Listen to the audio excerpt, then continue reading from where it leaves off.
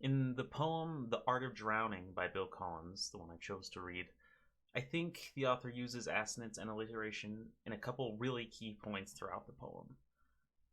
In this like ironic and critical observation he has on other people's belief on the phrase like your whole life flashes before your eyes when you're drowning. I think he takes a couple key points and really uses literary elements to really define and help the audience achieve the feeling he wants. In his first piece of alliteration assonance, I found when he's describing the initial act of plunging into water and drowning, he says, as if the act of submergence could startle time into such compassion, crushing decades in the vice of your desperate final seconds. The sharp, like harsh A's and which lead into the cutting C sounds, I think make for a far more descriptive vision of just how startling and desperate and agonizing drowning is. And it really adds to the mood and tone he's trying to convey in this initial description.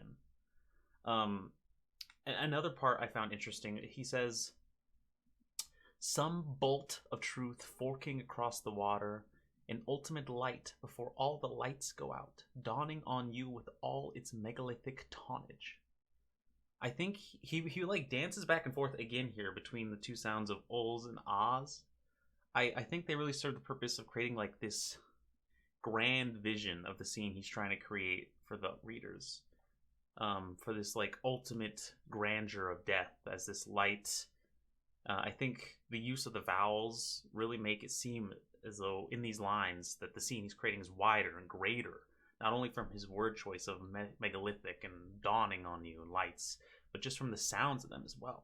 They really combine to create this great image. And then after he creates this massive image in your mind, he twists it back on itself, and then he states by like saying that this isn't going to be some great light at the end. It's probably just a fish before you fall into the water that you saw, and that's what the last vision you had before drowning.